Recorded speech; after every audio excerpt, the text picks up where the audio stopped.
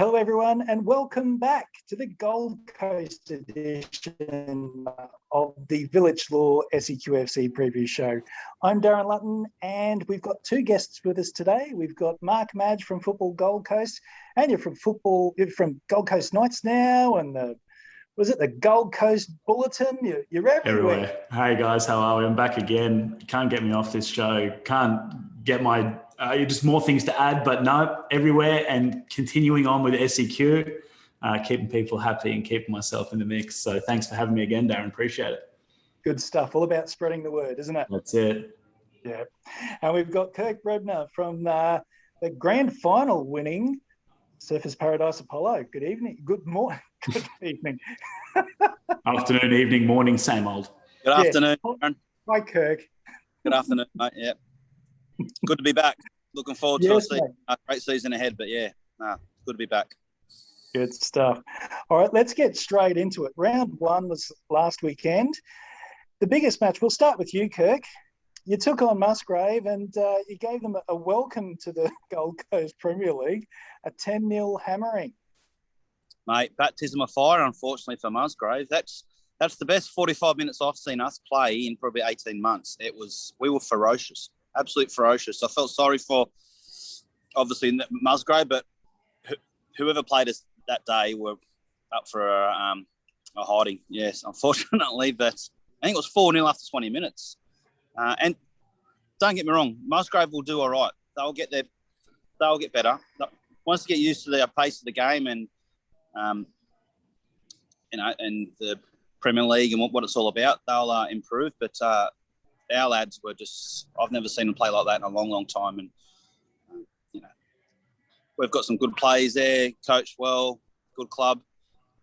It's onwards and upwards for us this year, I hope. Looking forward to the FFA Cup, to be fair, against some of the QPL and NPL sides if we get past this next one against Mitchelton. But, the weekend's game, absolutely on fire. So big credit to the boys, big credit to Alex. Looking forward to Kingscliff this week. Mark, a good start from the champions there. You think they'll be favourites again this season? No, there's no question. I'm personal friends with a lot of them and personal friends with Alex, and there's no doubt. I mean, with that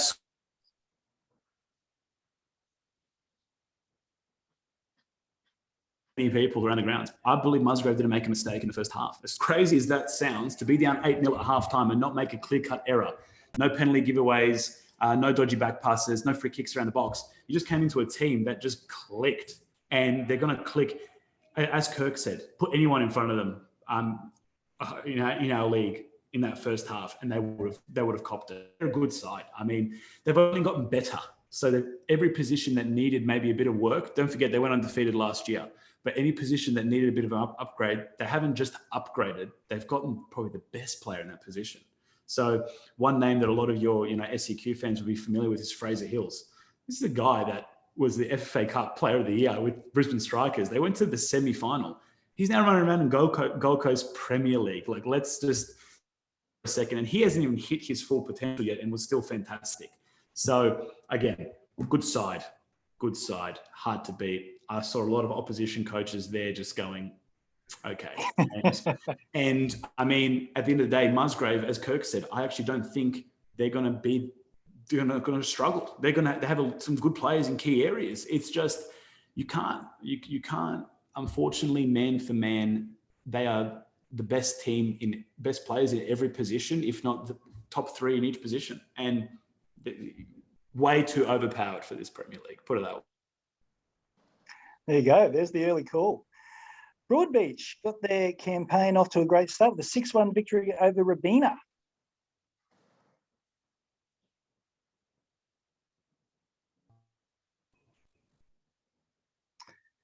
Yeah. Yes, there we go. Friday night's game. First game of the season. Friday night. Yep. Broadbeach coming up. Signed a few Robina players.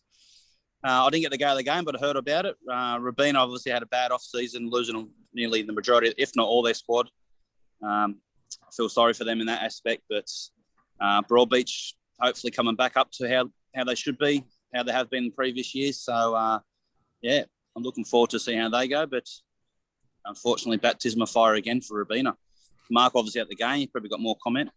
attacking wise, Broadbeach looks fantastic. The new recruits there, they're linked up really well in the front third, create a lot of opportunities. It's tough for Rabina though, with the off season that they have had. Nathan knows that he's rebuilding. Nathan knows that the caliber of players that are there aren't going to cut it this year, unfortunately, just to be straight up. Work really hard and have a lot of effort week in, week out. It's point of concern at the moment with their squad. Again, look at it last year. They lost the first game 10-0 against Surface and then ended up making the top 4. So, I mean, if anything's to go off, they have the ability to do it. They have the capabilities. It's a question of now, with 10 teams in the league, can they do it? And can they find recruits to get back on board with, obviously, Victorian Premier League and all these leagues going up and running now, and a lot of their players playing in other teams from last year. The pool's not that big to recruit from. There's no free agents just walking around waiting to sign up, and it's tough. The Gold Coast Premier League is tough. It's hard to play Broadbeach for anyone on a Friday night to kick off the year. And under Jamie Thomas, new coach there, would be great one day if he can come on the pod with us and have a good chat, because such a nice guy, such a clear philosophy, clear mindset of how they want to play. And they've got 3 points on the board already this year. They're only a couple of points off from last year's tally. They've already scored 6 goals. They've scored 11 last year. And you can see from the outset, they're going to want to score goals. He knows the Premier League that you can't play 1-0. It doesn't work. You need to score goals. And if you win 5-4, well, the neutrals are entertained, your fans are entertained, you got 3 points. So it'll be exciting to see what they can do. I'm hearing lots of rumblings that Southport are going to make a charge this year, and they kicked off their campaign with a convincing 5-0 win over Runaway Bay. I have a soft spot for Steve McDonald. A lot of people may probably have noticed that with the writing in my interviews. I do like what he does. And he's been, in my opinion, one of the top acquisitions out of everyone for a player, coach, for a club. The mindset he's installed, he's shown that, he hasn't lost a first grade player from last year at the club from Southport. He's only added. Now, you look at that performance, 5-0. You look at their team sheet, though. They had 2 or 3 players from his Coomera team in that starting 11. So the large bulk were Southport from last year. Again, Nathan's been on our pod a few times. He's got a young team. He's a young coach. But from all accounts, we weren't there. And one thing I do appreciate with Runaway Bay is they're going to stick to what they believe in, and they're going to continue to try play the way that they have envisioned and that they want to see. That's going to hurt them. It's going to cost them points. It will. It's just a fact. I'm not saying anything they don't know, but they're in for the long game. They're in for, can we consistently improve year in, year out to eventually get to a level? And I mean, with 16, 17-year-olds, there's no ceiling. It's the ceilings at wherever you put it. They could have gone out. Don't get me wrong. They're in a good position with Jarmo and Lee and the club there. They could have gone out and recruited hard and got Premier League players and spent money and done whatever they wanted to do. That wasn't their mindset this year. So again, looking at that though, Southport are going to be good. They're going to be strong. They had a very good bench. Angus Hughes, obviously, team of the year last year. Michael Townsend, a Premier League player, year in, year out, sitting on the bench. So they've got a bit of depth. They've got FFA Cup run in place. And I have a lot of promising signs, promising news, rumblings that Southport will do well this year. Speaking of the FFA Cup, I went to a match in the previous round, which was Burleigh Heads up against the Lakes. A crazy 6-5 game. I tried to interview Philo after the game, but he escaped me. I couldn't find him after the game. The thing is, you'd have to allocate about half an hour or 45 minutes of your time if you wanted to interview Philo. But it's the best interview as a coach on the Gold Coast by a country mile. Unfortunately, after seeing the rain game, those that watched the post-match interviews, it was a quick one with him. I had to shoot off the Surface game.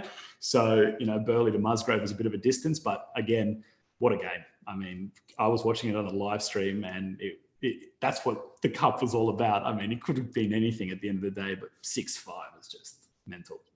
I still don't know that header, the last kick of the game. How did it miss? Yep. But Burleigh went down 3-1 against Nerang on the weekend. They did. Again, they're missing a few players at the moment. Obviously, the 2 main players that from last year that have left their squad, Matt Hilton, gone to play Coast League 1, Talabudra. with his brother there and friends there. So it's a major loss. An MVP candidate, top scorer year in, year out, to not have him is evident, and it showed. First 15, 20 minutes, they had a lot of chances, just couldn't find that one person who can capitalize, and Matt is that person. And then obviously Marcus Allison has traded the red and black for the white and blue of Surfers Paradise. So he's bossing the midfield there. Two major losses for them. But again, credit to Narang. They have, I think this year, fingers crossed, they can be injury-free for long periods of the game so they can put their best team out there. But I think they're going to be really good. I think they've got that fine balance now with the youngsters that have finally merged. And there's certain players there, the young AFA players who have come through, that you can see now men and our senior men's mentality, obviously learning from some of the best we have on the Gold Coast, in those players that have come over last year. I think that talk about Broadbeach and the talk about the players leaving and Lee is all done now. I think last year we've crossed that all off. They are, even in my mind now, I'd say Lee, Vernon, and Narang. So it was tough for me last year, but now it's clear cut what they're doing, and they're going to be tough. They're going to be tough to beat every week, as they were for so many years, and they will continue to get results and ball the play, and that's football. And of course, the match of the round last weekend, Kingscliff and Palm Beach, a 3-3 draw. Mark, tell us what happened. We were talking off air, Kirk. You obviously saw the highlights there as well. Maybe you have. And for the people listening have, Kingscliff were up 3-0 at the 75th minute and in control. And Brett said that in his post-game. He goes, first half was just embarrassing. They had chances after chances, crossbars, tap-ins, balls cutting across the box, striker's dream, couldn't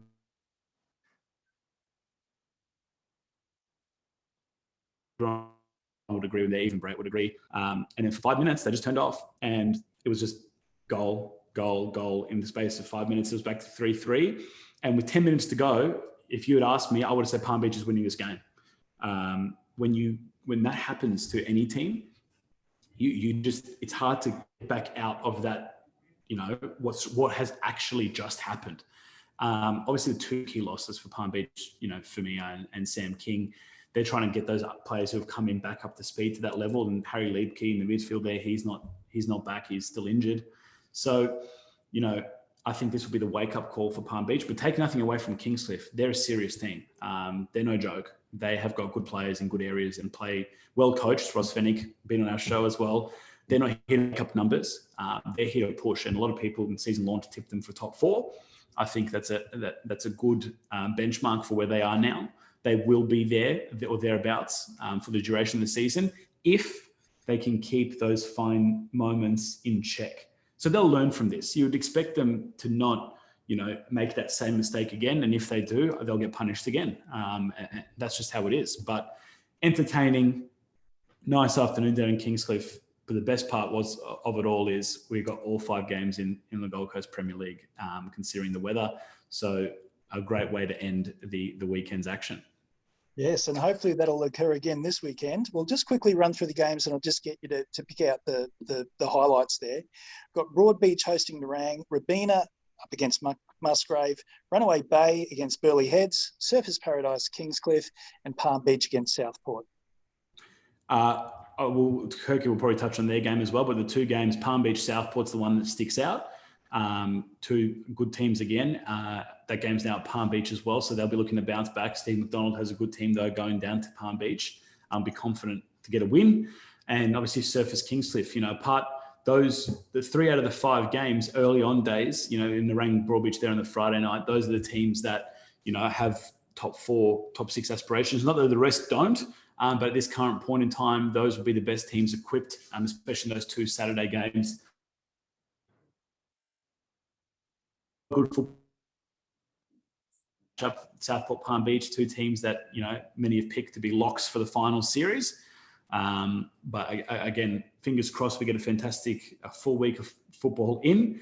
We reversed 2 fixtures already with Broadbeach hosting and Palm Beach hosting 2 sand-based fields. Obviously surface as well. So I have concerns with Robina and Musgrave. Hope if that will go ahead, and same as Runaway Bay. But let's cross everything we've got: fingers, arms, legs, and hope for a full weekend of football.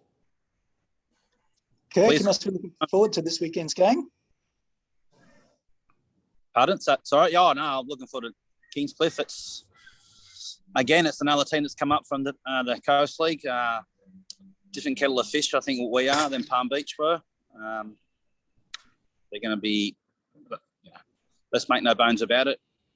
They'll be right up for this game. They want to test themselves against the best, and we're looking forward to it, our first home game of the league season. So, yeah, it's going to be a good afternoon. We'll be all firing. So, Kingscliff got to come out and play, and I'm sure they will. I'm sure they won't make the same mistakes they did in the last 10 minutes. I mean, sometimes playing at the back's not the best way when you're up 3-0, unfortunately. So, Ross is a good friend of mine, so looking forward to it. And, I'm sure our boys will be right up for it again. Should be a fascinating encounter. All right, let's have a quick look at the Coast League. A few games got rained out last weekend. So, Mark, what's the situation here? I'm having a look at the draw, and I'm seeing Palm Beach. I'm seeing Nerang in this competition. What's the story? There's also some new clubs, which is great to see. This year in football on the Gold Coast in general, we've gone through a massive expansion. We've had an extra 480 senior registered players in men's football. Wow. Now, you've seen the increase in our Premier League is now 10 teams, and our Coast League is now 11 teams. So we've gone from 8 and 7 to 10 and 11. And our Metros, in senior men, 12, 12, 12. We have 3, which are our midweek competition for those that don't know. 12 teams in each Division 1, Division 2 North, and Division 2 South. So massive increase in numbers. Basically, the consensus from the clubs and the board, Football Gold Coast, decided that we will allow clubs who field teams in the Premier League to also field teams in the Coast League, just to, in the early stages, to ensure that we have a viable competition for the standalone clubs. Where,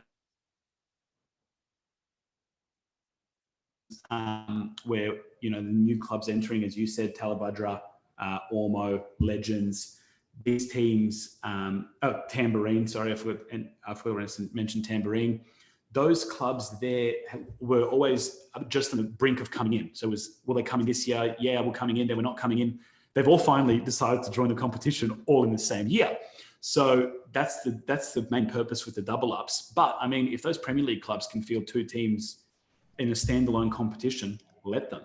That's our belief on the Gold Coast is, why would we turn away, 8 teams worth of players? It's almost 120, 130 players from a competition that they've obviously good enough to compete in. The Rang's using it as a development team with their under 18s. Musgrave have a large excess of players from the university and around their area there. Palm Beach, again, another young team. So all these double up clubs, it's fantastic to see them competing, and fantastic Coast League competition. To see 5 Coast League games, 11 teams week in, week out is superb. And I'm sure, Ross and Jason, having been in Coast League for such a long period of time, would have wished that they could have had a 20 game season, because they've been left with very little games in the Coast League in recent years. So with the competition, you've mentioned to me in the past that there's no automatic promotion. No. So let's say Nerang wins the competition. Yeah. What happens then? Because we've promoted 3 teams to the Premier League, we've seen in the last 6 to 7 years, every team that gets promoted has had a tough time to establish themselves, and there's a lot of pressure going straight down. Now, yes, traditionally, I would agree that if you finish bottom, you should be going down. Fair enough. With the chopping and changing environment in football in Southeast Queensland, I'm not going to go too far deep into it, but with the chopping and changing environment that we have in place, we need to ensure stability across the board. It was decided that those teams, whoever finishes 10th in the Premier League, would play off in a 2-leg playoff against first in Coast League, pending that they are a standalone club. When I say standalone, the 40 players are eligible to play in that playoff. So if they finish first and Nerang finishes first, they would not be eligible to play in promotion playoff games. It would go down to the second place. Let's just say that's Palm Beach, then there's no playoff.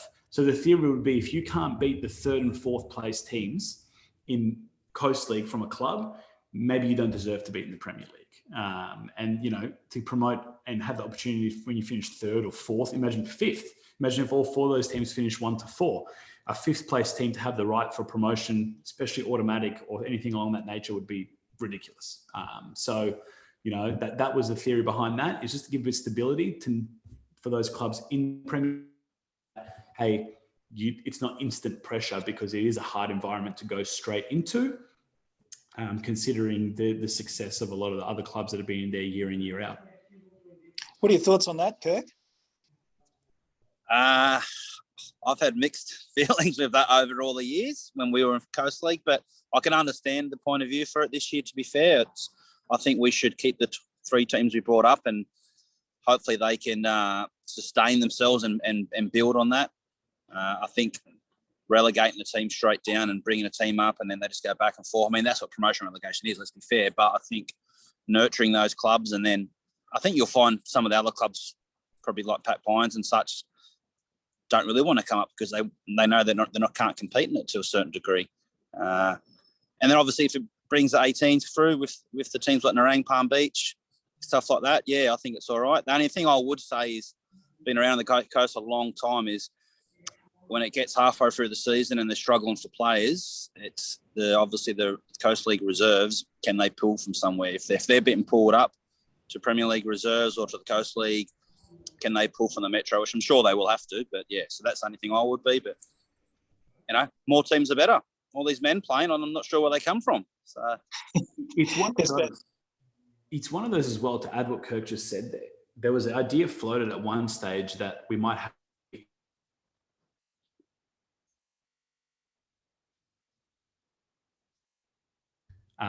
we had in Coast League. Now, without giving too much away, a lot of those standalone clubs were very much so, if we have to be there, we will be. But it's not an ideal situation. So to throw them in the mix, as Kirk just said, to go, here you go, you're now having to play against Surfers and Palm Beach and all the rest of it, maybe they're not ready for that. So, you know, Runaway Bay, as Nathan said, probably needed 1 year, a good year of playing in that. So, but obviously with the reshuffle, the QPL2s and all these expansion leagues, we've had to make adjustments, and they were the ones to step up. So the idea actually is that, and I forgot to mention that in again, depending on what happens with the state of football, is that in 2023, our Premier League will end up being a 12-team Premier League. So that is actually the main is to continue to grow the competition. Yes, it sounds ridiculous because a lot of people said, well, you've had blowouts already in this first round in the 10-team competition, so why would you want to add more? And these were the same people that 8 years ago were saying 8-team Premier League is a joke and why were we relegating all these teams? And so you can never win. You can never win. But as Kirk said, with the young players coming through, the only way you get better is playing against better opposition. And unfortunately, we don't have a 5-tier system like Brisbane. We don't have enough players for that. So we have to just do what we have to do. And you'll always have a top, you'll always have a bottom in every league in the world. And again, you know, Southport being one of the favourite teams is a good example. So unfortunately, I'm not going to use that result. And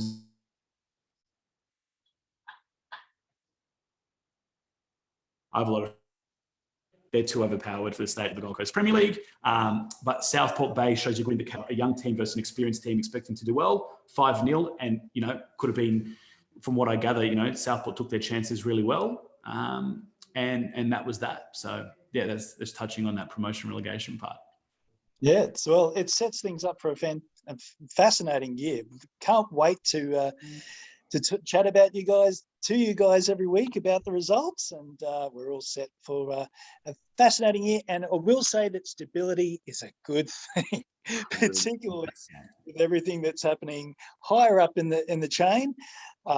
We need just a couple of years now to just let things settle down and let the pieces fall. Exactly. Don't forget, we lost 2 sets of clubs, our first and reserves, in Coomera and Magic, and we have the 2 NPL teams at now 23s, and we still, as Football Gold Coast, have a 10 and 11 team competition. So hats off to what we've been doing, and I want to give us a little pat on the back for all the clubs and all the recruitment, because that's what we do, and that's what we like to see.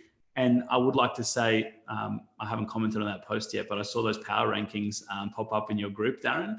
Yeah, I know they're from the FFA Cup, but our top teams are much higher on that scale. I'm going to leave it at that. I'm not going to offend anyone. So. Oh, that's the TPO rankings, right? Yeah. So, okay. Not going to offend anyone there. All right, guys, we might leave it there. Thank you so much for your time today. Mark Madge from Football Gold Coast and Kirk Bregner from Surfers Paradise. No, pleasure as always. Thanks, See you guys. We'll have plenty of guests coming into the show during the year, so it should be great to get plenty of variety, and we've got plenty more clubs to chat to as well. So I'm Darren Lutton. This has been the Village Law SEQFC preview show. We're back. We'll see you next week. Thanks. See you later. Hey, guys.